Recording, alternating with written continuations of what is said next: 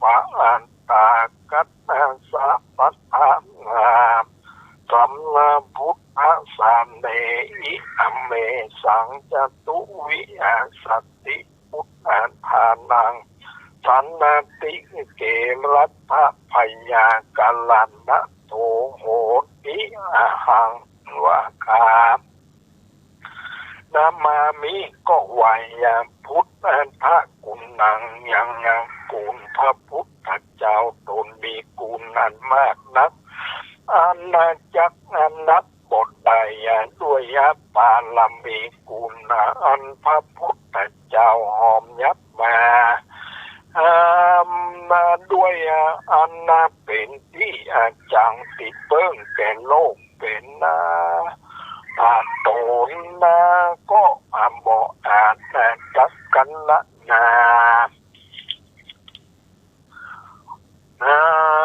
นับอันใดด้วยชาติว่าหมื่นชาติแสน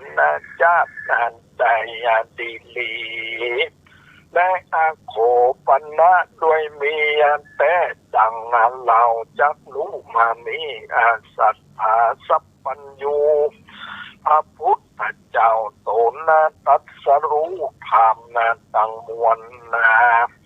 อาณาโคนและเทวดาตั้งหลายหัก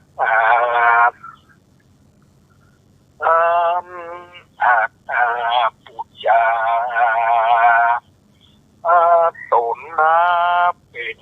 พระแก่โลกตั้งมวลเจ้าก็อันใดเกิดมาเป็นนางโคนแล้วก็อยู่ในเมืองลัมมัตินกรที่สุดแห่งสงไขยกับสังสีและป่ายแสนมหากับมีรัฐพยากาลันนามกาละว่าโพธิสัจจาวันนั้นท่านก็ได้ยามบวชเป็นราศีชื่อว่าสุเมพระราศีก็อาจจริงได้ยังนักกรรมตำนายตายว่าจักอันใดเป็นพระตุนนึ่งเพียงแต่ว่าอ่านใน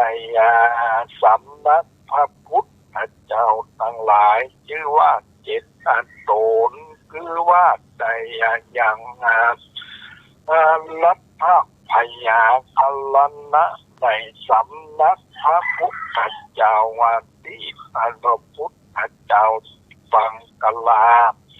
ตลับต่อเตาวันถึงพระพุทธเจ้ากัสสปะเจ้าวันนั้นที่ดีและสามติงสะปาลมิโยปุเรตัตวายาวาเวสันตาละเวสันตาละอาสาโมปาละเมีพุทธันพังคันหิตวาเวตาละภาโมตะอันปุจติอันวาตุอันสิหาภวันนันเนนิอาปาอาทิตอันวามหาปุริสะเจ้าตนนาเตียนย่อมเล่งนานแลดูโตในสงสารแล้วเจ้าก็ปั๊มเป็นงังปาลมีธรรม30ตัดมีสัจจะปาลมีธรรมเป็นนานโตนตลาดต่อเตาอันเป็นพญาเวสสันตละก็เฮยังมหาตานาตั้งหลายเป็นอันและอันเจ็ดอันร้อยงานเป็นนานตาแล้วก็ออกไปบวชเป็นฤาษีในป่าหิมพานต์แล้วก็ยังได้ทำเป็นมหาทานคือว่าจา ลีอากุมารและอากันนาหาจีนะจินาและอาลาจะมัตถีเทวีผู้มีวัดบวรลบัดเป็นนานตานยังแผ่นนานดินดานร้องนางกองสนันวันวายไปมากวนหนังหัวพองสยองเส้นขนลุกก็เกิดมีเมื่อนั้นและแม่บันเนื้อนั้นและแม่นว่าเทวดาตั้งหลายก็สาธุกันได้ยาม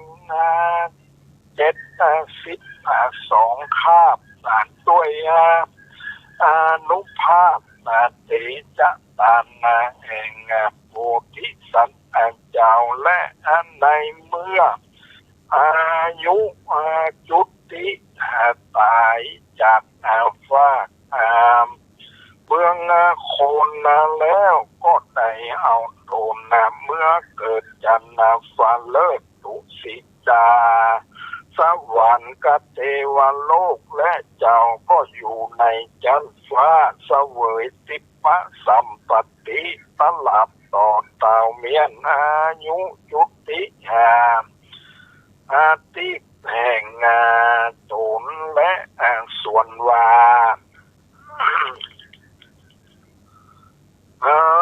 เทวดาอินพรหมยมมราชนาคคุดไอยสวนยักษ์กันทัพปะต่างหลายในโลกจักรวาลต่างมวลก็มาประชุมจุมนุมมากันในมนตนจักรวาลอันเดียวนี้มีมหาพรหมตั้งหลายอันเป็นใหญ่ตนหนึ่งชื่อว่าสนากลาตนหนึ่งชื่อว่านาละภาตนหนึ่งชื่อว่า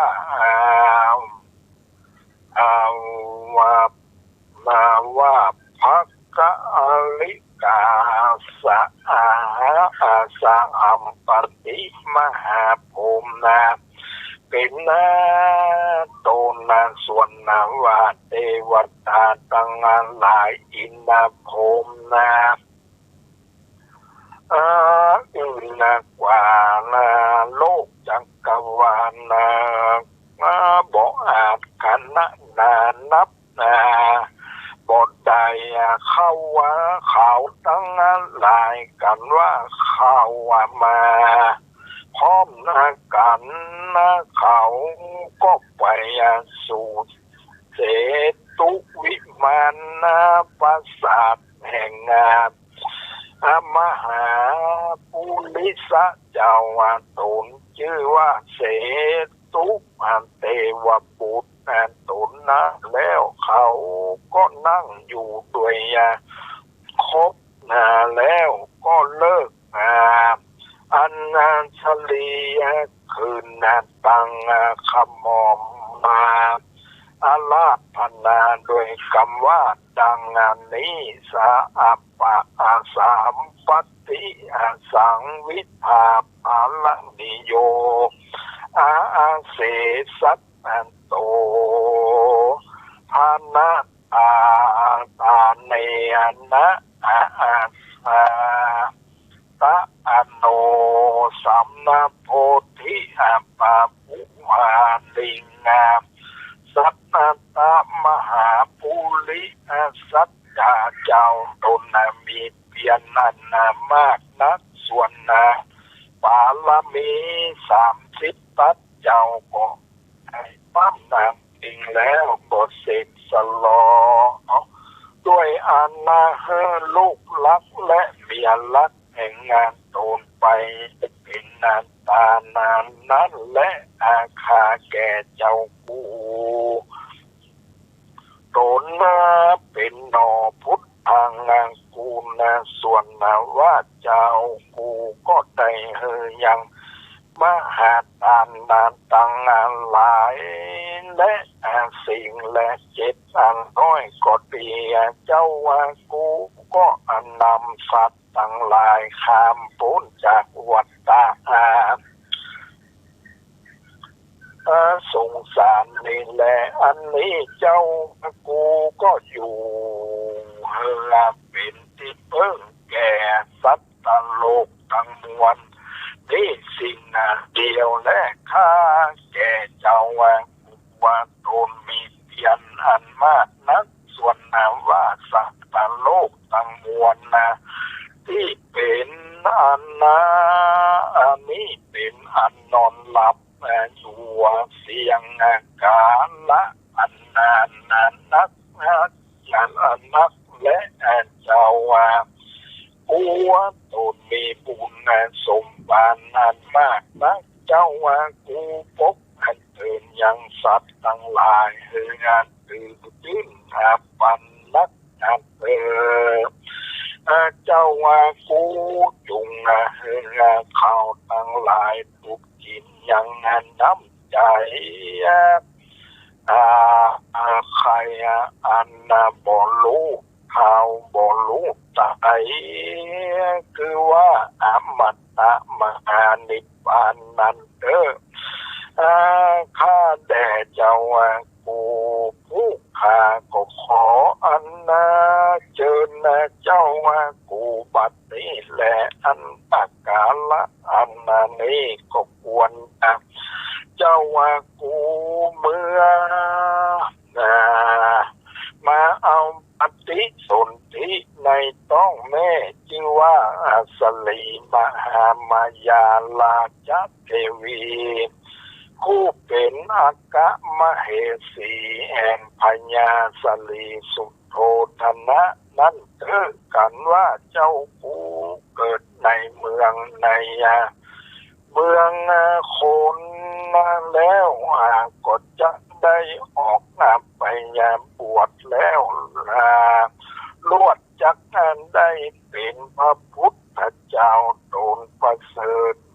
กว่าคนและเทวดาอินทร์พรหมตั้งงานหลายดีหลีและอาณาพระมหาปุริสะเทวะอันตานังปะอันติยายัตอันตรานิกะมิอันตราในกัลนานมหาปุริสะเจ้ารับเอาปะอันติยานาขานว่าขาจักเมือง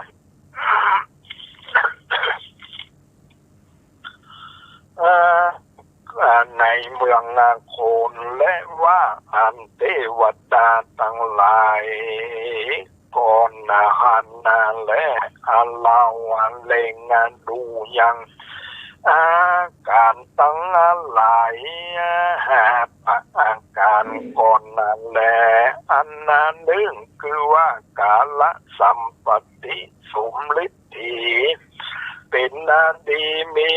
เข้าว่าของเงินคำแก้วแหวนและคนตั้งนั้นหลายบ่รู้ปิดเถียงขันด้วยไล่วัตถุส่วนเลือก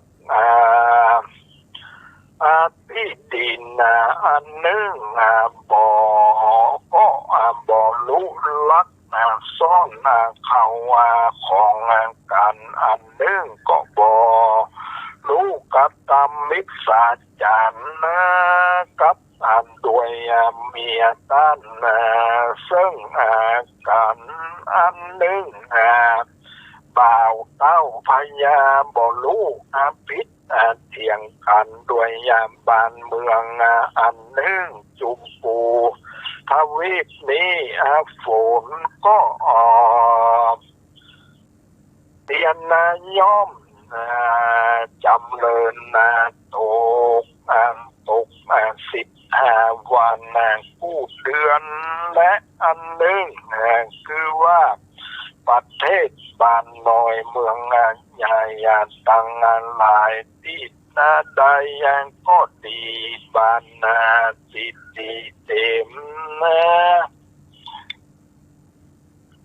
นักพ่อแม่กายไก่บินรอดกันนั้นใดอันนั้นหนึ่งคือว่าพระคุณพ่อแม่มหาปุริสเจ้าอันจักลงมาเกิดนั้นก็บวชละก็บวชลิสุดนักบ่ประกอบด้วยมิจฉาทิฏฐิเตียนยอมด้วย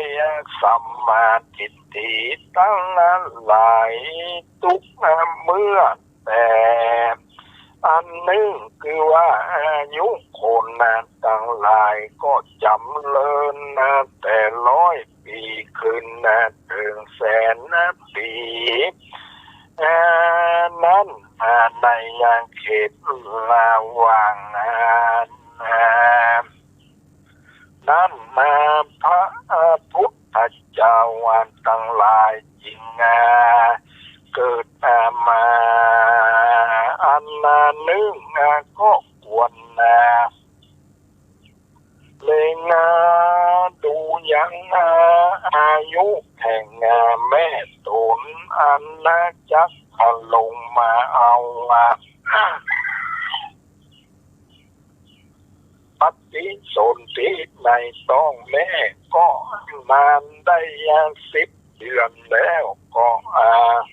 ประสูติออกมาได้7 วันแล้วแม่ตน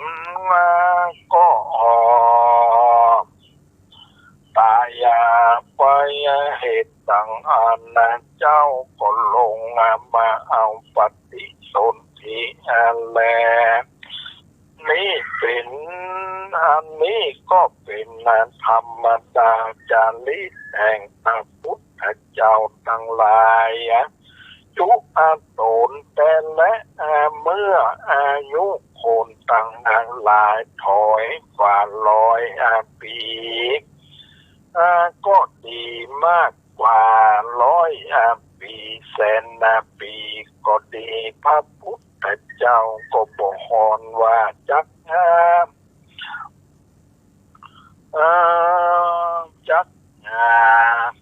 เกิดมาเป็น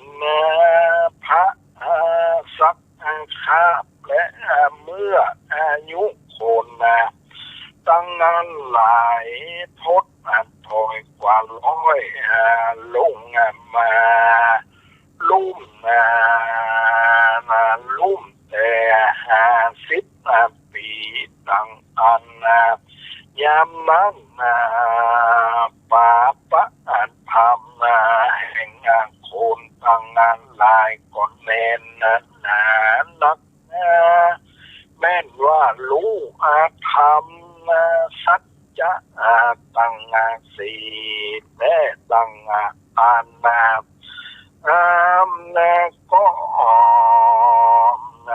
ดังอันก็ดีก็บอกสังเวชเขาก็ตัดมัวเมาอยู่ด้วยราคะสิ่งเดียวและเขาก็บอกปฏิบัติได้ธรรมกะพละธรรมเหตุต่างอันอายุคนต่างหลายถอยกว่า100 ปีเหตุนั้นพระพุทธเจ้าก็บอกหอนเกิดมาเพื่ออันนั้นและเมื่ออายุกว่าเมื่ออายุกว่าอายุคนมากกว่า100,000 ปีนั้น พระพุทธเจ้าก็บอกเกิดเหตุว่าชัลลามลันนะธรรม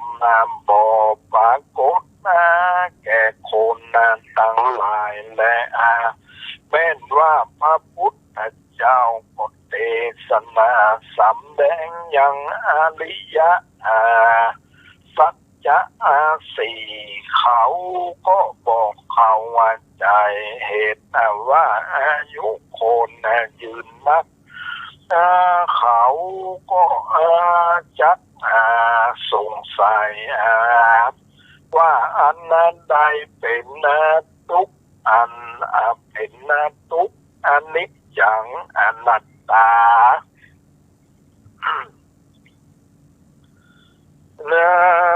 นี่อาจารย์เขาก็ทรงใส่สันนิจาและเหตุว่าอายุก็ยืนนักความนั้นเท่าว่าแก่คำสลาเป็นทุกข์ก็บอกปรากฏถูกต้องแห่งคนทั้งหลายและเขาเต้าใส่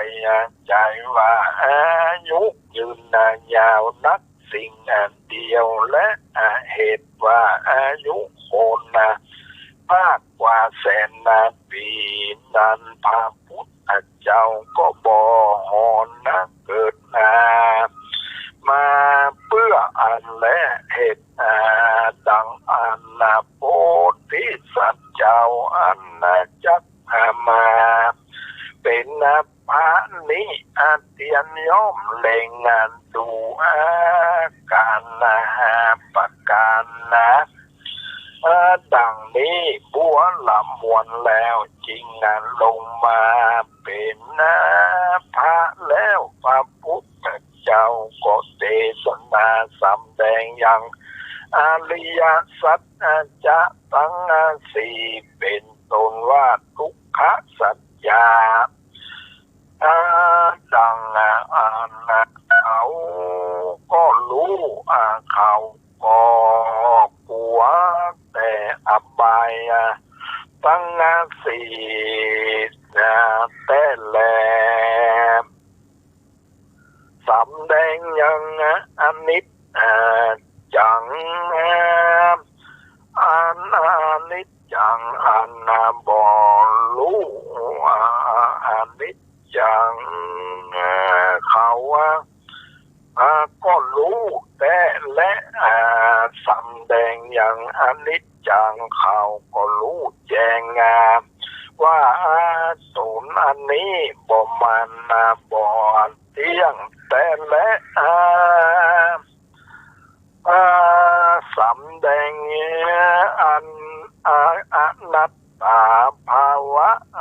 ตนกูอันนี้หาแก่นหาสารบทใดแต่แลว่าอันเขาก็รู้ก็หันด้วยใจแจ้งแต่ยามเมื่ออายุคนตั้งหลายได้100 ปีขึ้นไปสวัสภาวะแสนปีนั้นและในเมื่อมหาสัตว์เจ้าเล็งดูอย่างปัญจวิโลภนะประการก็หันแจงบัวละมวนแล้วเจ้าจริงรับเอาปฏิญญาณแห่งเทวดาอินพรหมตั้งหลายแล้วจริงจุติจากฟ้าตุสิอันดา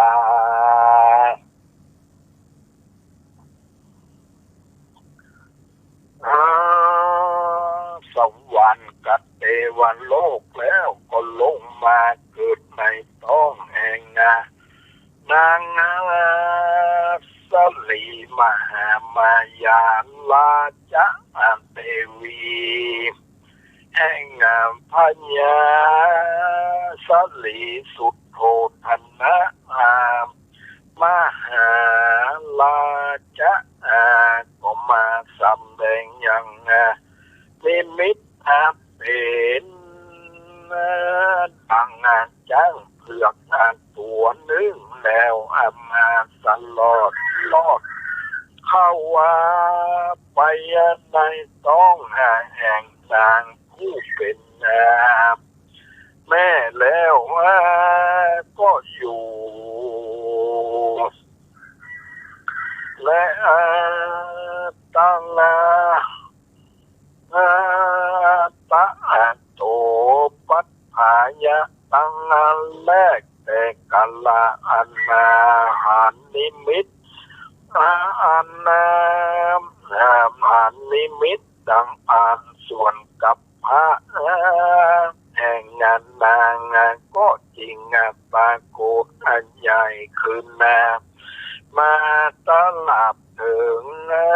10 เดือนบัวลำวันแล้วก็จริงประสูติออกมาจากท้องแม่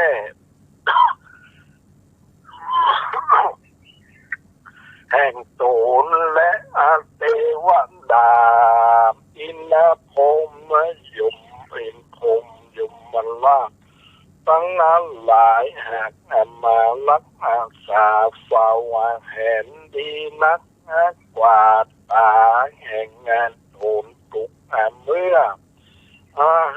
จำเริญใหญ่ขึ้นมาได้เป็นพระพุทธเจ้าแล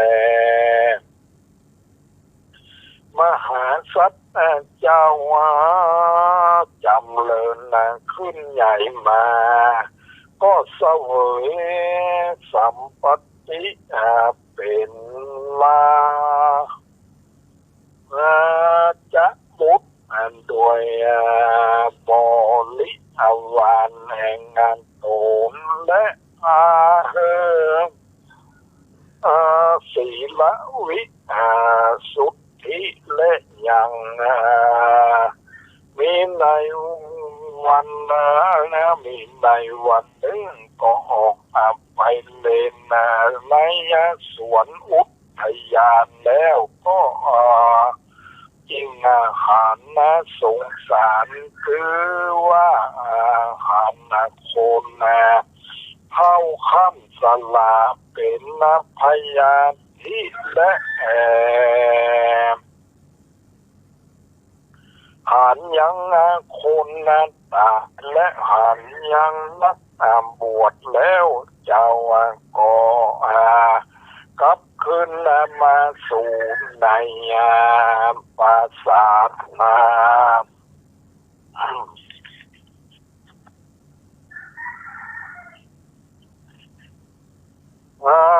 แห่งงานโตนหันแลเจ้าก็หันยังนางนาคสนมตั้งหลายมัวเมาหลงลืมสติอันนี้เสียเจ้าหันสันดาน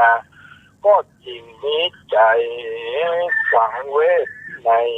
ป้าในลูกตั้งมวลอันเป็นของทุกยิ่งหนักและเจ้าก็จริงเจียนละจากับด้วยสันตะมาตห่างมาแก้วกันทักแล้วก็ปาลบซึ่งปาลบเพื่อว่าจะออกไปบวชวันนั้นและ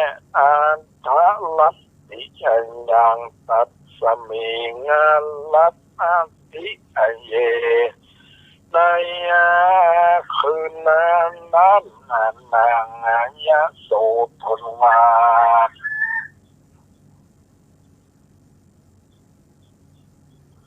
ก็ประสูติแต่เจ้าลาหูนกุมารในคืนนั้นและมหา ปุริสะเจ้าว่าจริงคันนิงใจว่ากูจะไปเล่งงานดูลูกกูดีอันนั้นจะหรือลูกว่าบอกไปอันดีอันนั้นจะพี่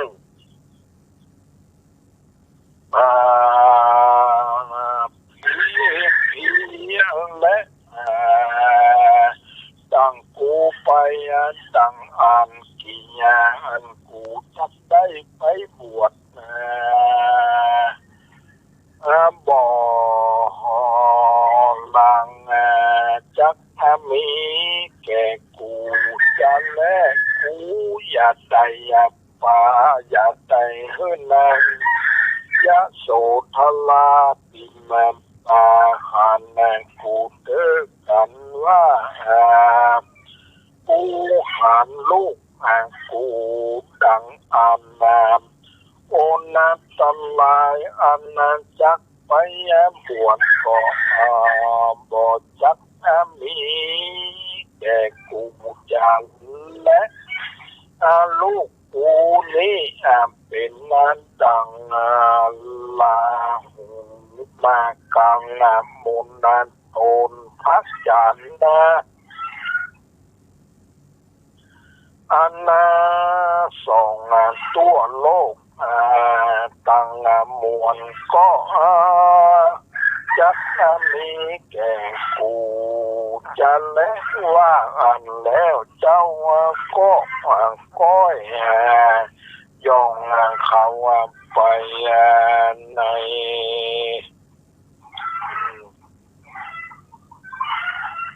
เขาไปยืนอยู่ในที่ไกลแม่ประตูปราสาทแห่งนางยัดโสธราอันมีนางนาคสนมทั้งนั้นหลายหากแวดล้อมตามปฏิอยู่ฝ่าวามากอันนั้นเจ้าก็ก้อยสัตตาเล็งดูด้วยลุงป้องจองประตูก็หันนางนอนสักแกงด้วย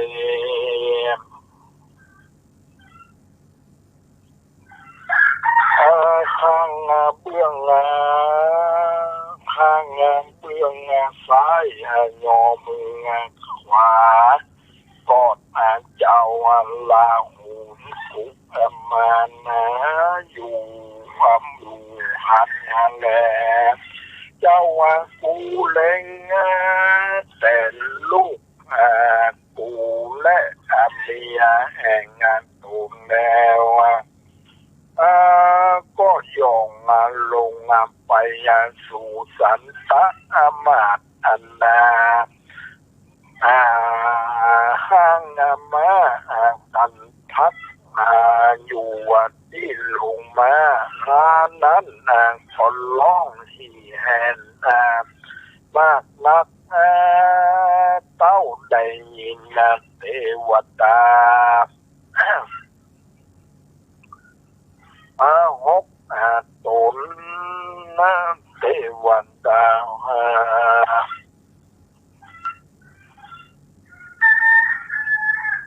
หกตนหากกังบางเสียงอันนั้นบอกให้คนผู้ใดผู้หนึ่งรู้สักคนหันแลเมื่อดังอันเจ้าก็คือขี่ม้าแก้วกันนั้นทักแล้วก็ออกไปด้วยพระตูกำไปอันเทวดาตั้งหลายหากนำไปวันนั้นและสาเสสะตัวจักรวัติพันจิตัว สิทธิในกาละนั้นเสนามานะผู้หนึ่งจักมาหามโพธิสัตว์เจ้านะดังมานะผู้นั้นก็มายืนอยู่ในอากาศก็กล่าวว่าดังนี้ดูลาเจ้าสิทธาราชกุมารและแต่นี้ไปเมื่อ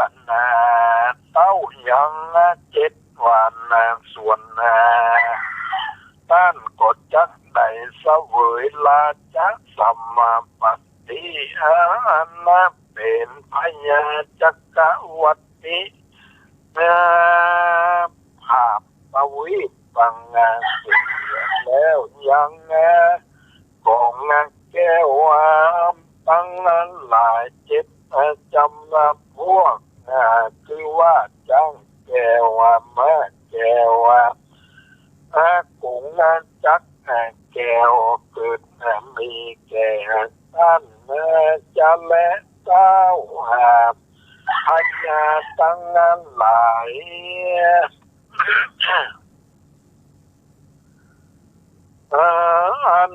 อยู่ในจิตอยู่ในเทวิตปังสีก็จะเข้ามาสู่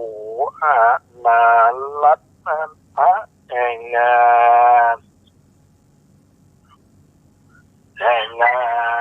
ต้าน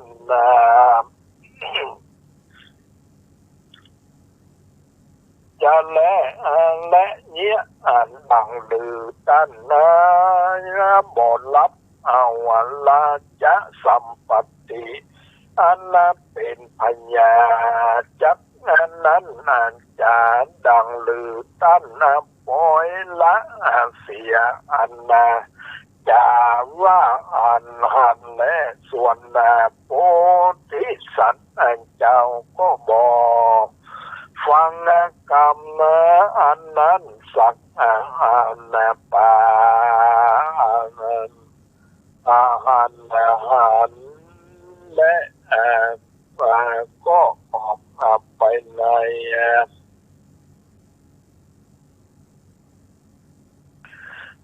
เมื่อเดือนเป็นก็ไปถึงฝั่งแม่น้ำอโนมานาติกัตตัมสุกละกิริยา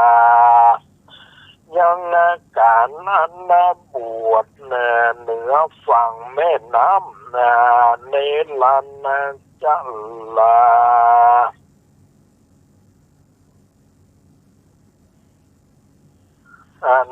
ที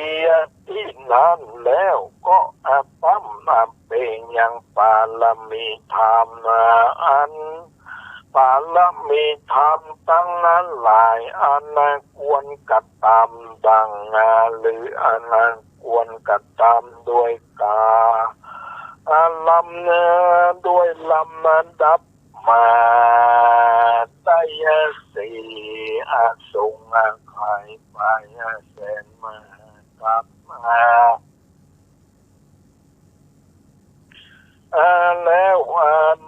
ได้ออกมาบวชเพื่อกระทำสัพพันอยู่ตัญญาณด้วยกระทำเปลี่ยนทุกยากลำบากมากนักได้6 วัดสาในป่าไม้ม่วงก็มีและในคืนจักใดแต่งเครื่อง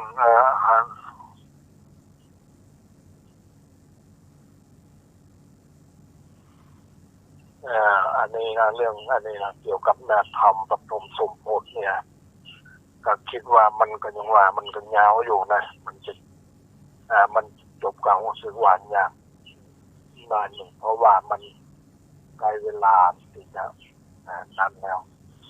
อันนี้เรื่องทำปฐมสมโภชนี่มันก็อบรมเนี่ยอบรม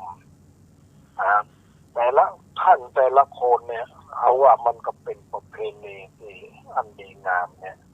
เข้าภาษาออกภาษามันจะ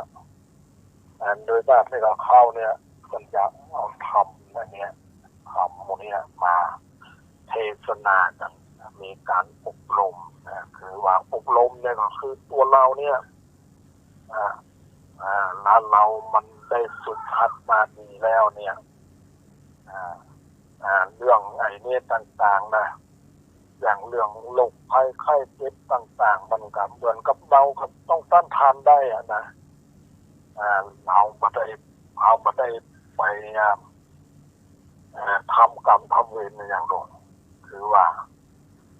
เอากับเนี่ยพ้นจากกรรมจากเวรต่างๆเนี่ยคือว่ามันจะลดน้อยหายไปนะเวรต่างๆเนี่ย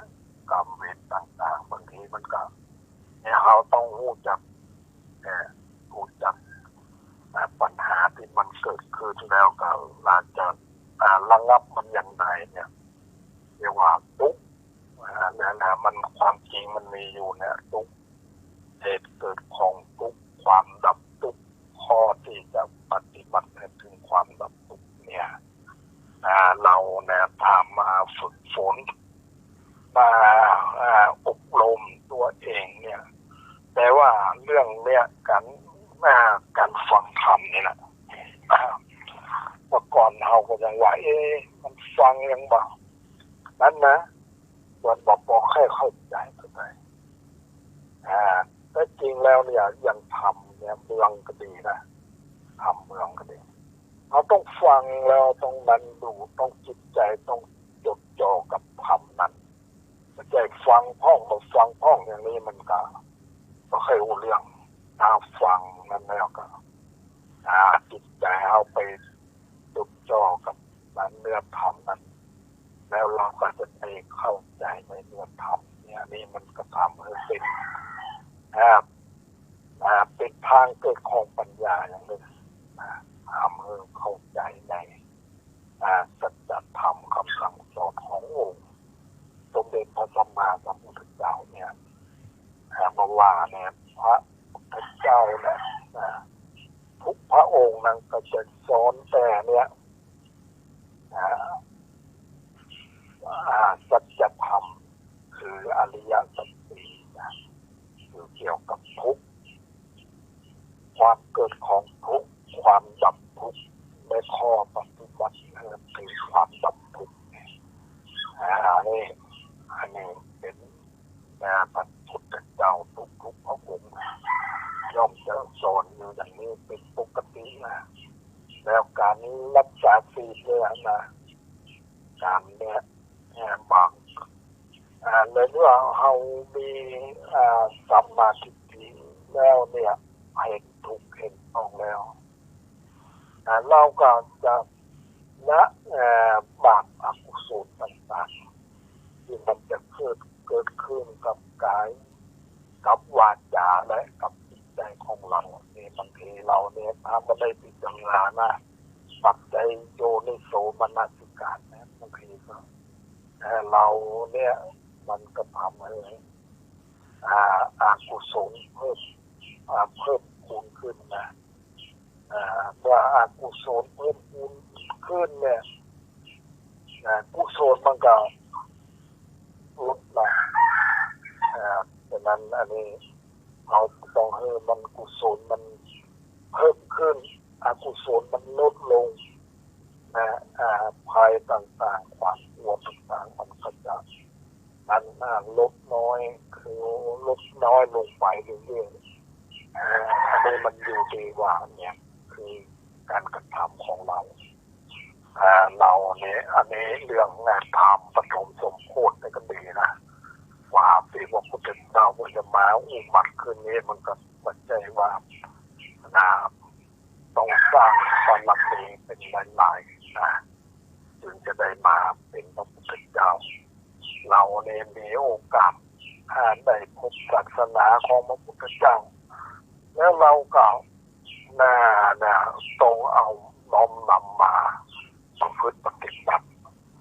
อย่างศีลห้านี่แหละเราเรามาฆ่าสัตว์ตัดชีวิตเนี่ยอันนี้แล้วเนี่ยเราสมทานสัตว์นั้นได้เสียชีวิตไปเพราะน้ำมือของเราเนี่ยเรารักษาศีลข้อนี้แล้วเรารักษาได้นะกุศลมันก็จะเพิ่มขึ้นนะกุศลมันก็จะ